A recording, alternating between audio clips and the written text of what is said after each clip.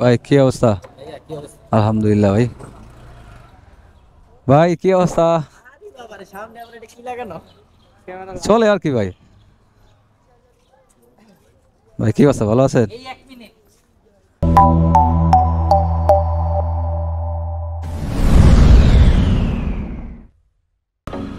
Hello guys, আসসালামু আলাইকুম। I am Sujon Ahmed from official YouTube channel silent rider. সবাইকে ঈদের শুভেচ্ছা, ঈদ মুবারক।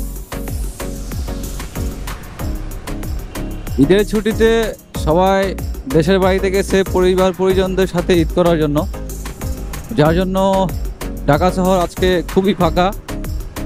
এবং আমি যাচ্ছি আজকে নারায়ণগঞ্জ, আমার সেই প্রাণের শহর, যেখানে আমি শৈশবকাল থেকে আমি বড় হয়েছি। তো যাচ্ছি মামাতো ভাইয়ের সাথে মিট করার জন্য। ঈদের আগে একটা ছোটোখাটো একটা মিট আপ করি, যে ঈদের পরে কোথায় যাওয়া যায় ঘোরার জন্য।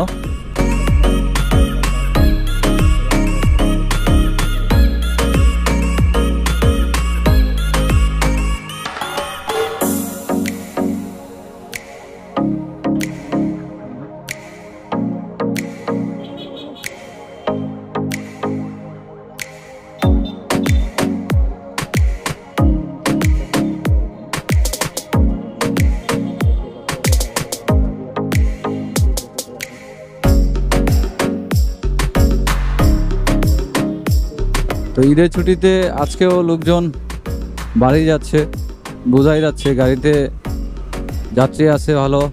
এবং রাস্তায়ও ফ্লাইওভারেও মোটামুটি অনেক জ্যাম, বোঝাই যাচ্ছে। ওই যে মামায় বিড়ি খাচ্ছে আর গাড়ি চালাইতেছে, যার কারণে আমার হালকা করে চাপ দিয়ে এসেছে। লুকিং গ্লাসে তাকায় মাঝে মধ্যে যে আমারে সাইড দিবে কি দিবে না। ফ্লাইওভার দেওয়া হয়েছে যেন যানজট মুক্ত মানুষ চলতে পারে, যে ঢাকা শহরের ভিতরে সায়দাবাদ, যাত্রাবাড়ি,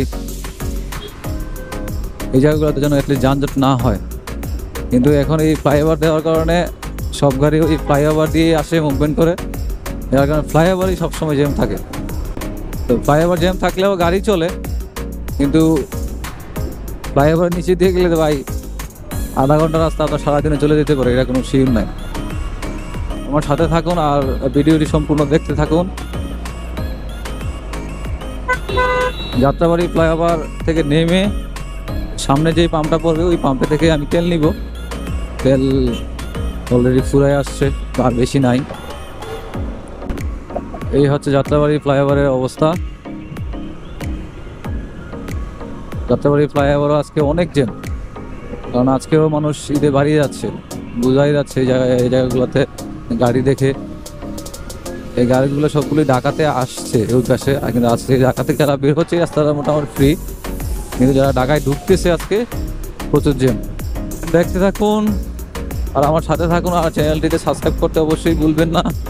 যারা আমার চ্যানেলে আজকে নতুন অবশ্যই সাবস্ক্রাইব করে দিবেন। এটা দিয়ে পদ্মা সেতু যায়, মামা রোডে যারা যায় তারা এই রোডে চলে যায়, আমি এই রোডে চলে যাব।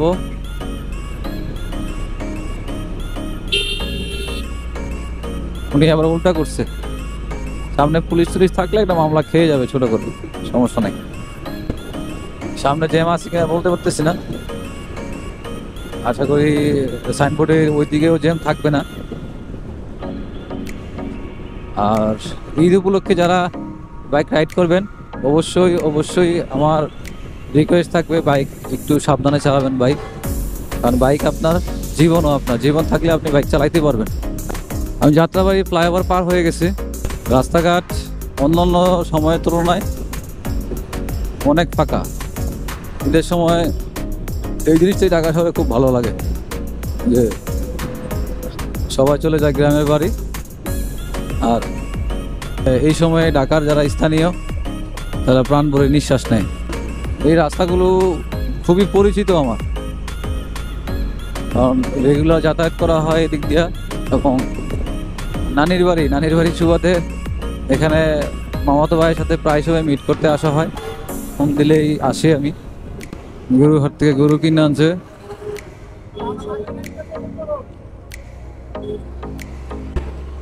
আমি তেল নেই সবসময় ক্যান্টনমেন্টের ভিতরে ট্রাস্টে থেকে, বাইরে তেলে ভাই ভরসা পাই না কখনো, হয়তো ভেজাল নয়তো কম দিবে তেলে। একটুর জন্য সিরিয়ালটা মিস হইল, এখন ওনারা তেল দিবে তারপরে আমরা সিরিয়াল দিবে ভাই। আসছি রাজধানী ফিলিং স্টেশন, খোলামেলা একটা পরিবেশ, দেখি কত করে এখান থেকে তেল নেয় আর কি পরিমাণ দেয় আর কীরকম সার্ভিস দেয় পরবর্তীতে।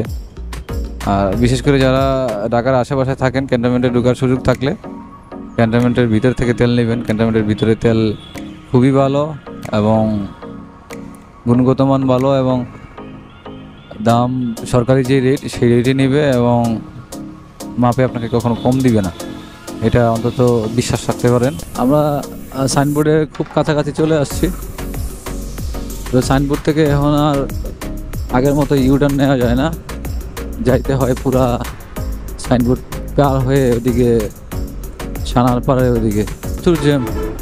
এদিকে মনে হচ্ছে যত কুমিল্লার দিকে যাব ততই মনে হবে ওদিকে জ্যাম। আমি ইউটার্ন করে চলে আসছি এখন সাইনবোর্ডের দিকে মুভ করব। এটা নারায়ণগঞ্জ রুট, এটা আগে সিঙ্গেল ওয়ে রুট ছিল, এটা এখন মানে 3 লেনের রাস্তা করে দিছে। মাঝখানেটা যেটা দেয়া ওটা দেয়া কোনো ডানে বামে ঢোকা যায় না, সরাসরি একেবারে নারায়ণগঞ্জ। আর আপনি বামে দিয়ে যদি যান তাহলে আপনার স্টেশনে দাঁড়াইতে পারবেন। যেখানে আবার স্টেশনের রাস্তা আছে সেখানে আবার ছোট্ট করে একটা ফ্লাইওভার দিয়ে দিছে। তো এই কাজটা সম্পূর্ণ শামীম ওসমান ভাই করছে, তো ওনাকে অসংখ্য ধন্যবাদ।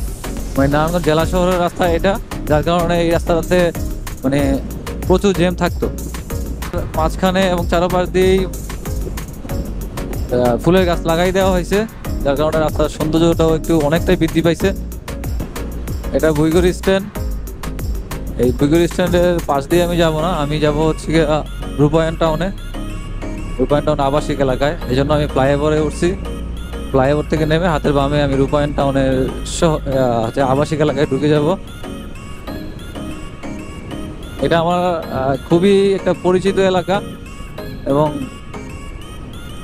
এই এলাকাটা আমি আসলে খুব এনজয় করি। আমার ছোটবেলার অনেক বন্ধু বান্ধব আছে, বান্ধব নাই, বন্ধু আছে অনেক। এই বন্ধুদের সাথে এখানে আসলে অনেক সময় আসলে আড্ডা দিতে পারি, যার কারণে একটা শৈশবের ফিরে যাওয়ার মতো একটা ফিল আসে এবং খুবই ভালো লাগে। তার কারণে ফ্রি থাকলেই আসলে এখানে আসা হয়। রূপায়ণ টাউনে আবাসিক এলাকায় অনেক সুন্দর ডুপ্লেক্স বাড়ি আছে, প্লাস অনেক হাইরেজ বিল্ডিং আছে। পাইছি যে ভাই আমার যে সেকশন নিয়ে হাজির। হাই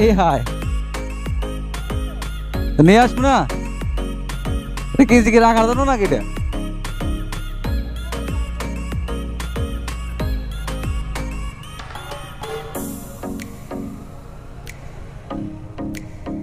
কি রাস্তাঘাট দেখা যায় কিছু?